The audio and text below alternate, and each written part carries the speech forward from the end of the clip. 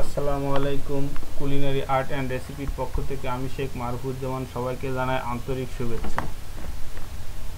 এই অধ্যায়ে আমরা মিডিয়াম অফ লিকুইড অর্থাৎ ময়েস্ট হিট সম্পর্কে আলোচনা করব। তো ময়েস্ট হিট মেথডটা আমরা 5 ভাগে ভাগ করছি, যেমন boiling, poaching, stewing, steaming and braising. তা আসলে আমরা এক এক করে জেনে নিই মেথডগুলো। প্রথম আলোচনা করি বয়েলিং সম্পর্কে। আমরা যেমন বয়েলিং কি? Boiling is the cooking of food in a large quantity of liquid water, milk, stock at boiling point until food cook. এখানে বলা হচ্ছে যে এ লার্জ কোয়ান্টিটি অফ লিকুইডে আপনাকে কুক করতে হবে বয়েলিং পয়েন্টে। মানে বয়েলিং পয়েন্ট কি আমরা সবাই জানি। বয়েলিং পয়েন্টটা হচ্ছে যে পয়েন্টে পানি ফুটতে থাকে, অর্থাৎ পানিতে বাবেল আসে।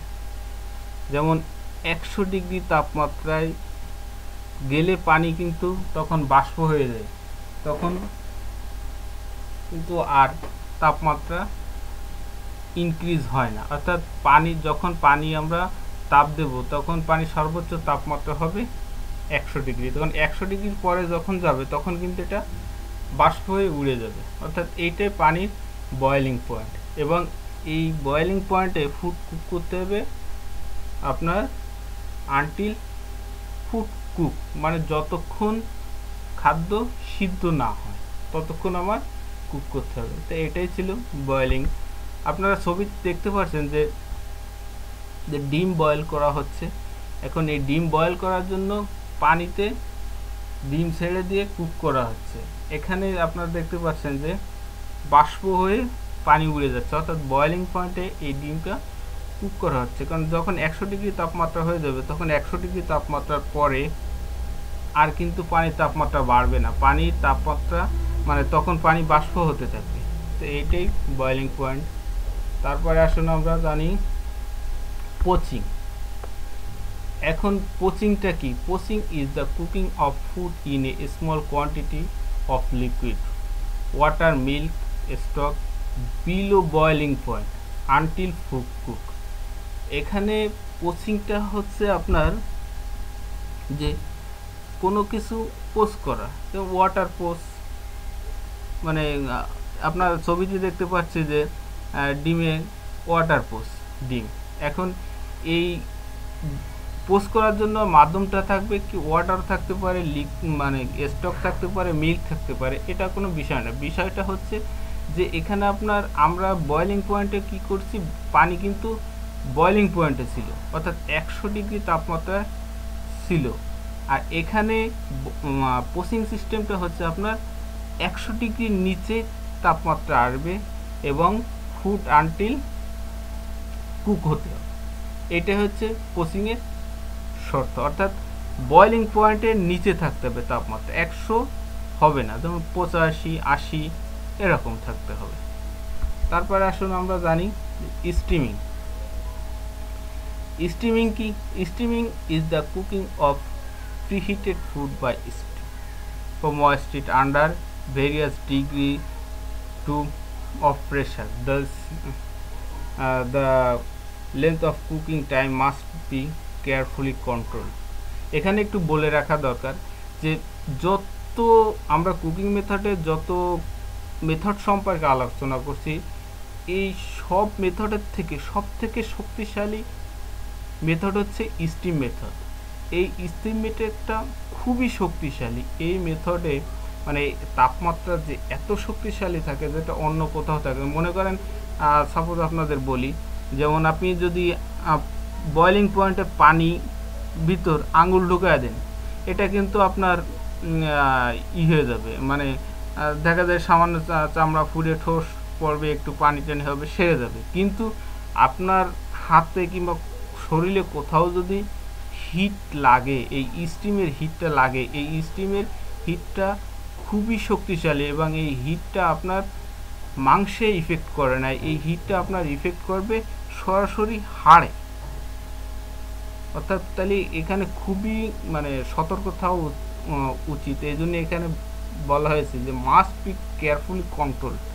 এটা অবশ্যই অবশ্যই আপনাকে মানে বিভিন্নভাবে এটা কন্ট্রোল করতে হবে। দেখা গেল আপনি আপনাদের সহজে এক কথায় বোঝায় যে আমরা যেই দেখি যে রাস্তার পাশে বসে মহিলারা পিঠা বিক্রি করতেছে, যেমন ভাপা পিঠা তৈরি করতেছে। এই যে ভাপা পিঠাটা তৈরি করা হয়, এটা যে মাধ্যমটা হচ্ছে সেটা হচ্ছে স্টিম। এখানে কি করা হচ্ছে, পানির ভিতর মানে হাঁড়ির ভিতর পানি দেওয়া হচ্ছে, এই পানি মানে কোনো বদ্ধ পাত্রের ভিতর পানি দেওয়া হচ্ছে, তারপরে ওর উপর একটা ছাঁচ রাখা হচ্ছে। এই ছাঁচ থেকে ওই পানি বাষ্প হয়ে যে হিটটা বেরোয় আসতেছে, এইটাই স্টিম। এই স্টিমের মাধ্যমে যে কুক করা হয় এইটাই স্টিমিং। যেমন অনেক সময় রাইস স্টিমিং করা হয়, এটা অনেক সময় ওভেনে করা হয়। কিন্তু আপনি যদি পিঠার কথা চিন্তা করেন তাহলে আপনার স্টিমিং মেথডটা ক্লিয়ার হবে আশা করি। তারপরে আসুন স্টুইং। স্টুইংটা কি? স্টুইংটা হচ্ছে, stewing is the slow cooking of food cut into pieces and cooked in the minimum amount of liquid, water, stock and sauces. The food and liquid are served together.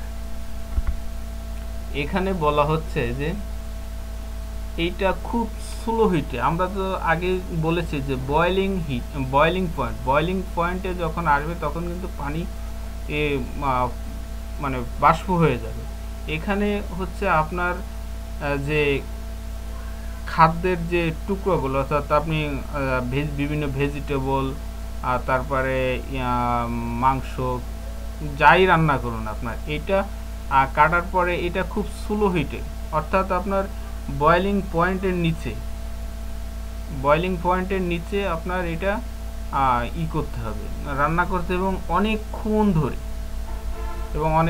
এবং এই আপনার যে মাধ্যম, অর্থাৎ ওয়াটার দেন আর স্টক দেন আর sauce দেন, যাই এটা আপনার minimum amount of liquid থাকতে হবে। কারণ হচ্ছে এই পানিটা মানে এটা আপনি আর ফেলে দিবেন না, এটা আপনার গ্রাভি হয়ে যাবে।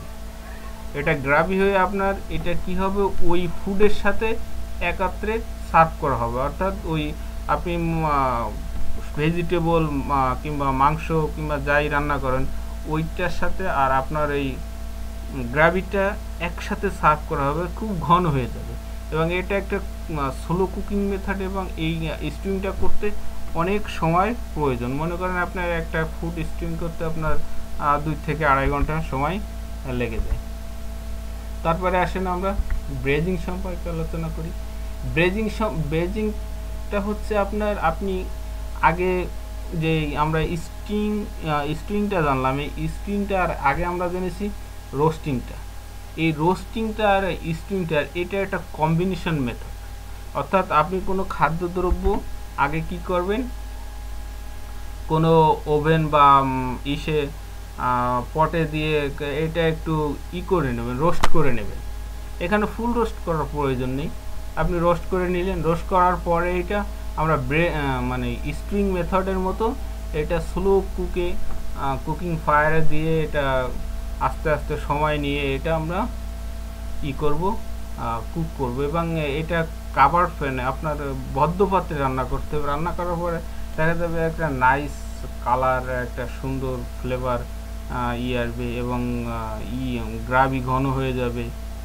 তবে এখানে একটা বিষয় আছে, এখানে আপনি ভেজিটেবল ইউজ করতে পারবেন না। অনেকেও করে, আপনার রেসিপি ফিউশন করার জন্য করে, এটা কোনো বিষয় না। আপনি কি ইনগ্রিডিয়েন্টস কি ইউজ করলেন কিংবা আপনার রেসিপির কি নাম দিলেন, এটা কোনো বিষয় না। বিষয়টা হচ্ছে আপনার কুকিং মেথড সম্পর্কে জানা এবং প্রপারলি কুকিং মেথডে আপনি বিভিন্ন ইনগ্রিডিয়েন্টস ব্যবহার করে বিভিন্নভাবে করে আপনি নতুন রেসিপি ফিউশন করেন, নতুন রেসিপি উত্থাপন করেন যা মানুষ খেতে ভালোবাসে। তা এই পর্যন্তই। আল্লাহ হাফেজ।